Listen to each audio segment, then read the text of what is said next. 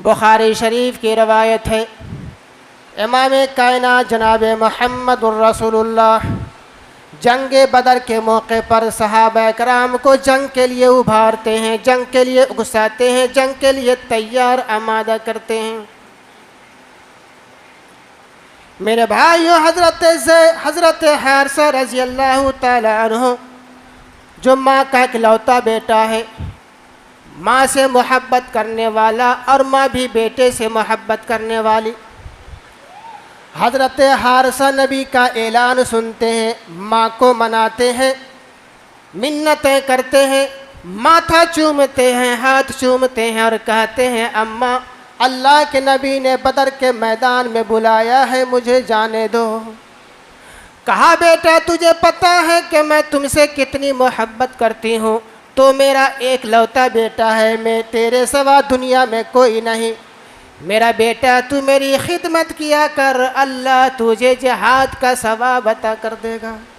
लेकिन हारिसा नहीं मानता है, बार बार मिन्नतें करता है, बार बार माँ को मनाता है, माथा चूमता है, पेशानी चूमता है, हाथों को चूमता है, बार बार इसरार करता है, माँ इनकार करती है, फिर इसरार करता है, माँ इनकार करती है। आखिरकार हारिसा की माँ तैयार हो जाती है, अपने बेटे से कहती है मेरे बेटे जाना है तो जा, लेकिन याद रखना जम करके दुश्मन का मुकाबला करना, कोई तीर तलवार पीठ पे आने ना पाए, आमने सामने दुश्मन से मुकाबला करना, सारे बार को अपने सीने पे रोकना, बहादुरी के साथ लड़ना। हज़रत हारिसा रज़ी अल्लाह ताला अन्हु जंग के मैदान में शरीक हो जाते हैं। अभी जंग शुरू भी नहीं होती है कि हारिसा को प्यास लग जाती है। मेरे भाइयों, हारिसा पानी पीने के लिए कुएं की तरफ दौड़ता है, हाँफता हुआ जाता है। एक सहाबी को इमाम कायनात कुएं पे पहरा देने के लिए मुतय्यन कर देते हैं कि जंग के मैदान के अंदर सहाबा को प्यास लगेगी, पानी की ज़रूरत पड़ेगी, कुएं की तरफ जाएगा तो तू उसे पानी पिलाएगा। मेरे भाइयों, हज़रत हारिसा उस कुएं की तरफ पानी पीने के लिए बढ़ते हैं, जाते हैं। वो सहाबी जो कुएं पे पहरा दे रहा था उसे शक हो जाता है, बदगुमानी हो जाता है, लगता है कोई काफिर आ रहा है जो कुएं के अंदर जहर को मिला देगा और मुसलमान पानी पिएगा, सब मर जाएगा। मेरे भाइयों, गलतफहमी की शिकार हो जाता है। वो सहाबी तीर को, नेज़ा को बुलंद करता है, वार करता है, वो नेज़ा हारिसा के सीने को छेद करता हुआ बाहर निकल जाता है।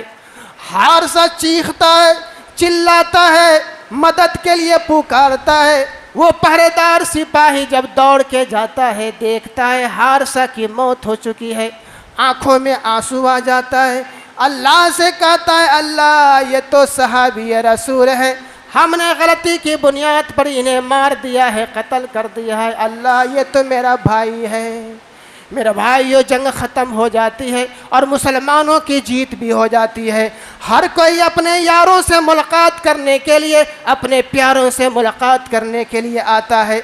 माँ बेटे को खोज रहा है, बाप बेटे को तलाश रहा है, भाई भाई को तलाश रहा है, लोगों से पूछ रहा है मेरे भाई को देखा है, मेरे बेटे को देखा है, मेरे चचा को देखा है। हारिसा की माँ आती है, हारिसा को तलाश करने के लिए आती है, लोगों से पूछती है बता हारिसा को देखा है, मेरे बेटे को देखा है। एक सहाबी कहता है ऐ माँ तू कौन है? वो जवाब देती है कि मैं हारिसा की माँ हूँ। वो सहाबी कहता है सब्र कर लो, बर्दाश्त कर लो, तेरा बेटा कत्ल हो गया है। हारिसा की माँ खुशी से झूम जाती है कि मेरा बेटा शहीद हो गया है, जन्नती हो गया है, और शहीद जब जन्नत में जाएगा तो लोगों के लिए सिफारिश करेगा, मेरे लिए भी सिफारिश करेगा और मेरे लिए भी जन्नत में जाने का ज़रिया बन जाएगा। लेकिन वो सहाबी कहता है वो हारिसा की माँ, मुझे नहीं लगता कि तेरा बेटा शहीद हुआ कि नहीं, क्योंकि तेरा बेटा मैदान जिहाद में काफिरों से लड़ता हुआ शहीद नहीं हुआ है, बल्कि जंग के मैदान से पहले, लड़ाई से पहले गलती से तेरा बेटा मुसलमानों के हाथ मारा गया है। मुझे नहीं लगता कि तेरा बेटा शहीद हुआ कि नहीं।